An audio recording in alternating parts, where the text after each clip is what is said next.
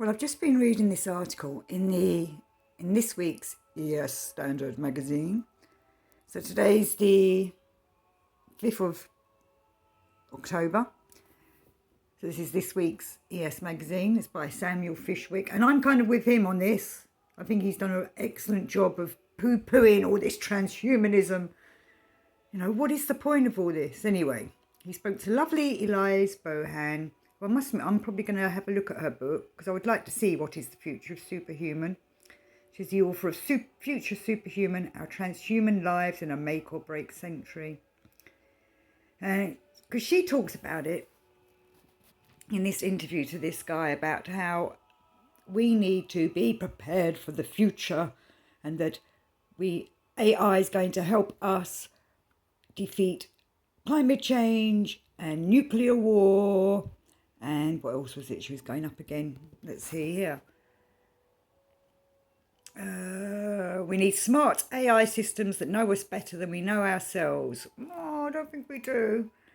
I'm kind of concerned that they will probably turn against us at some point. But what I'm concerned about is none of these people seem to give us an actual idea as to why we need to become transhumans and link with the AI. She just says here that it'd be greater for us and what was it? A better part of the future. Right, let me see if I can find where it was. So what it means to be human, from our brains and bodies to our values and way of life, is poised to be transformed as we move from a purely biological species to a techno-human hybrid. It's a very different kind of trans debate. But why? Why do we need to be like this? And he asks her these questions, this interviewer, this Samuel Fishwick. He asks her, why? Why do I need to do this? And she just keeps going on about that there's going to be nukes and pandemics. Where is it? She says, blah, blah, blah. Transhumanism is not merely this life extension project. Let's upload, let's live forever, let's just rack up the billions, says Bohan. So much of it is focused on making the world a better place in a sustainable way. So then I ask, this is the writer, Samuel Fishwick, does it all feel so undemocratic? A bit Ubermensch? Which is how I feel about all this. It's like they're trying to make us into these superhumans, but they're not telling us what we're going to be doing as superhumans. And as he says here, when people accumulate too much power, it rarely goes well. So Bohan comes up with all these different excuses. And she says, human beings love to think of history in terms of rational actors, kings, emperors, goodies and baddies. I think this is really interesting moment of history because we so want to believe that we're in control. Well, I don't want to be controlled by AI. She goes on to say, plus she says, democracy hasn't done much to fix climate change in the past 30 years. I still don't understand how AI is going to sort out the climate change, though obviously I have my own versions of this in my book, Monkey Mind, Robot Body, which is what my vision of the future was going to be.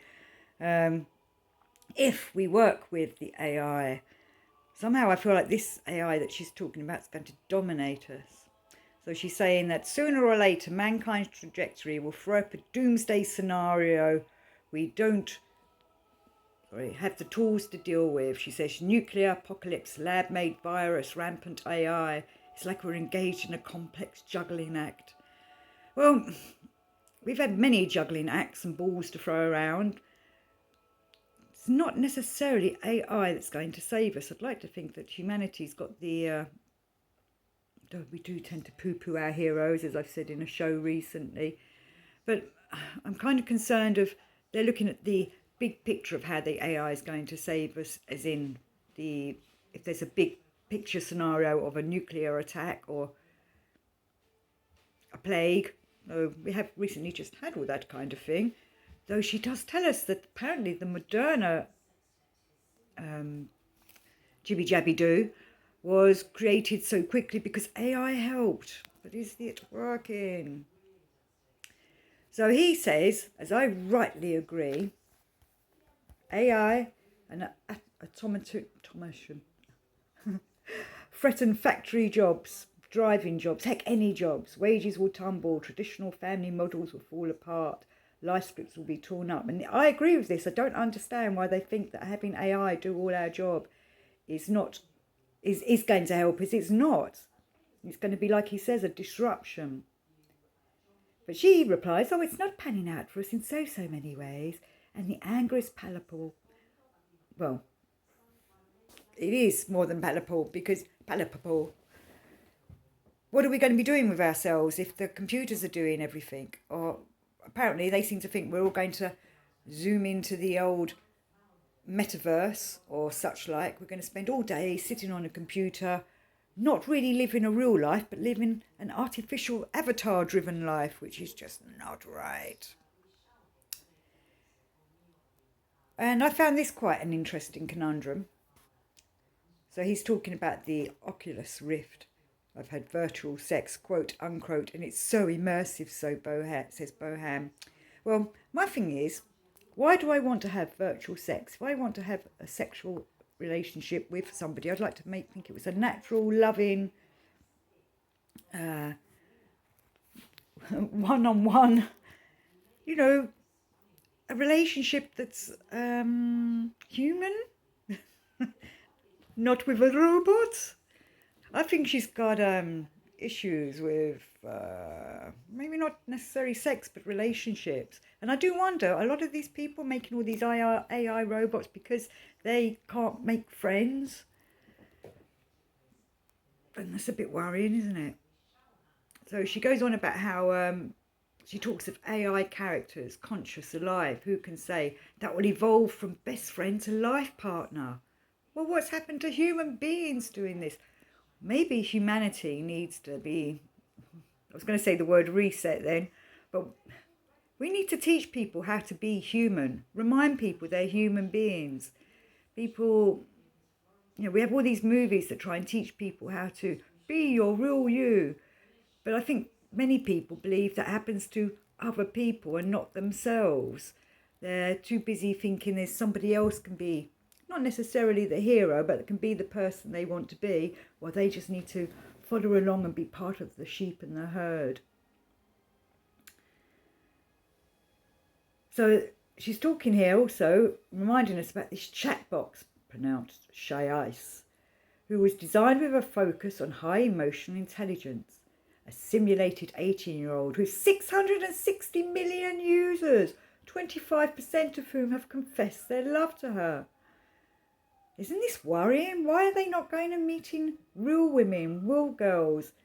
Again, it's because there's a breakdown in social ways. Obviously, there are a lot of people with mental health issues, a lot of people that find social life challenged, but is that because we have too much pressure put on people to tell them how they should be in life? We've got these people that they look up to, which is also includes now a bloody chat box called Shai's. I don't know, this is really weird, because this is what I agree with. This is what the author, Samuel Fishwick, writes in answer to this woman and these people that are trying to make the AI. I like my humanity. I'm a happy-ish meat sack. I like the sound of rain on the window. I like long muddy walks and the smell of gorse. I like looking at bell heather and bog asphodels. I like the idea of children I might have one day.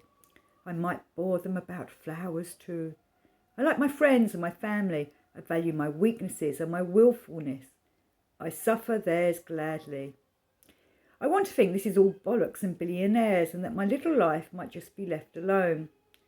It's hard to think about transcendence without thinking about endings. I don't like them at all. And this is what the problem is. These billionaires that want to do things for people, they obviously think they're doing it for the better for humanity, but maybe they're not aware of how it's not making humans be human. But this author who's written this book says, funny enough, all these impulses I share. I'm happiest reading books, talking to my friends, being in the ocean, being outdoors. A quiet, simple life I'm very big on. It's in my interest to ignore all of this. What? Maybe I had the means and opportunity to block a lot of this out. But I don't think if you have children, you can afford to block it out, because the ramifications for their development and schooling and so many other things are really important.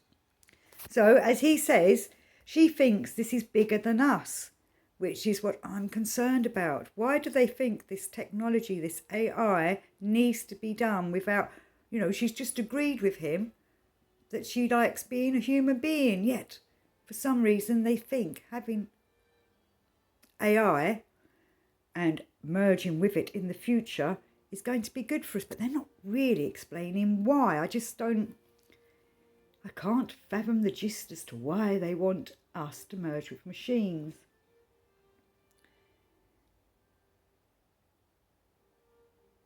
She goes on here about her hope. Then the most beautiful thing about humanity do get to survive far into the future. See, they all seem to think humanity's on the brink of dying off, whether it's through nuclear war, a lab virus, or whatever it is that they come up with all these different ideas, this juggling acts that we're on about. Well, I think humanity is going to be taken out by some AI robot that grows big enough to suddenly realise that we're actually, as I've forgotten his name, but in the Matrix film says, us humans are parasites. We're parasites to this planet. She says, if we're lucky, I think we're lacking, humanity gets to be the parents of something magnificent that can explore the wonders and the mysteries of the universe and consciousness. Well, I think that's something that we create. Normally the creator gets destroyed by its creation. Maybe the creation will destroy its creators and the AI creation will come after us. It's in many of the myths of the gods. They create their sons or their daughters, come and try to take them over and destroy them.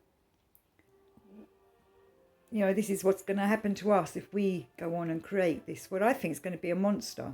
But she seems to think it's going to be something that's perfect for humanity's future.